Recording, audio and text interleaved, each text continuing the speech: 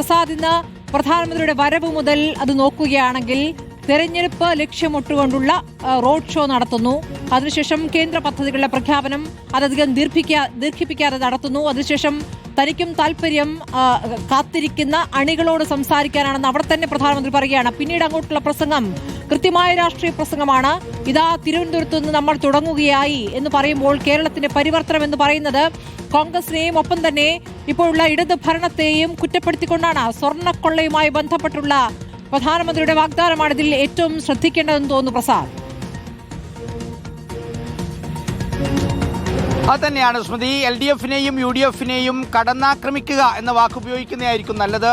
രണ്ട് മുന്നണികളെയും അതിനിശ്ചിതമായി വിമർശിച്ചുകൊണ്ടുള്ള ഒരു രാഷ്ട്രീയ പ്രസംഗം മാത്രമാണ് ഇന്ന് പ്രധാനമന്ത്രിയിൽ നിന്ന് ഉണ്ടായത്. പക്ഷേ തിരുവനന്തപുരം നഗരം പ്രതീക്ഷിച്ചതായിരുന്നില്ല. നേരത്തെ BJP പ്രഖ്യാപിച്ചതും അതായിരുന്നില്ല. തിരുവനന്തപുരം കോർപ്പറേഷൻ കയ്യിൽ കിട്ടിയതിന് ശേഷം വലിയ പ്രഖ്യാപനങ്ങൾ തിരുവനന്തപുരത്തിന് വേണ്ടി ഉണ്ടാകും എന്ന പ്രതീക്ഷയായിരുന്നു കഴിഞ്ഞ ദിവസങ്ങളിലെല്ലാം പങ്കുവെച്ചത്. പക്ഷേ ഇന്നലെ വൈകിട്ടാവുന്നതോടുകൂടി അങ്ങനെ ഒരു വികസന നയരേഖയുടെ പ്രഖ്യാപനമൊന്നുമില്ല എന്ന വിവരം ഇന്നലെ വൈകിട്ടോടുകൂടി തന്നെ കിട്ടിയിരുന്നു. പക്ഷേ ഇന്നലെ വൈകിട്ട് വരെ അതായിരുന്നില്ല സ്മൃതി അവസ്ഥ. അതായത് തിരുവനന്തപുരം നഗരത്തിന് വേണ്ടി ഒരുപാട് പദ്ധതികൾ പ്രഖ്യാപിക്കുമെന്നും ഏറ്റവും അവസാനം ഇന്നലെ വൈകിട്ട് പോലും വന്ന വാർത്ത അതിവേഗ പാതയുടെ ട്രെയിനിന്റെ പാതയുടെ ഉദ്ഘാടനം ഉണ്ടാകും എന്ന രീതിയിലുള്ള പ്രഖ്യാപനം ഉണ്ടാകുമെന്ന രീതിയിലുള്ള വിവരങ്ങളെല്ലാം ഇന്നലെ വന്നിരുന്നുവെങ്കിൽ അതൊന്നുമില്ലാതെ സാധാരണ ഒരു തെരഞ്ഞെടുപ്പ് പൊതുയോഗ പ്രസംഗത്തിന് എന്താണോ കഴിഞ്ഞ ദിവസങ്ങളിലെല്ലാം കേരളത്തിൽ വന്ന് മോദി പ്രസംഗിച്ചത് അതിലുപരിയായി ഒന്നുമില്ല എന്നുള്ളതാണ്.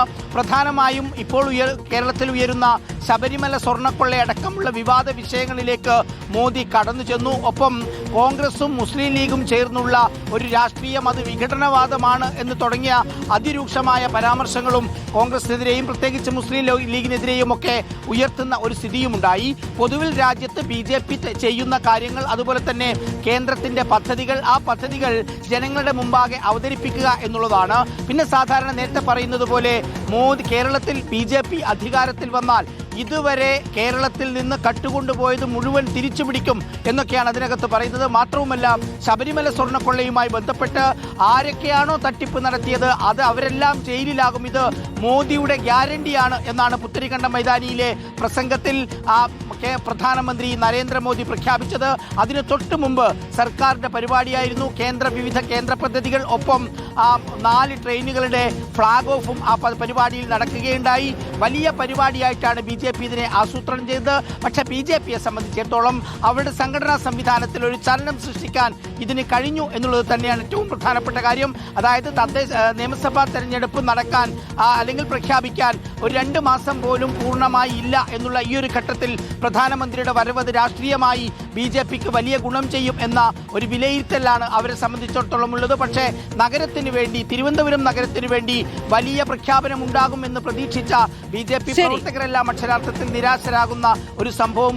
പ്രധാനമന്ത്രി നരേന്ദ്രമോദിയുടെ രാഷ്ട്രീയ പ്രസംഗമാണ് ഇപ്പോൾ പൂർത്തിയായത്.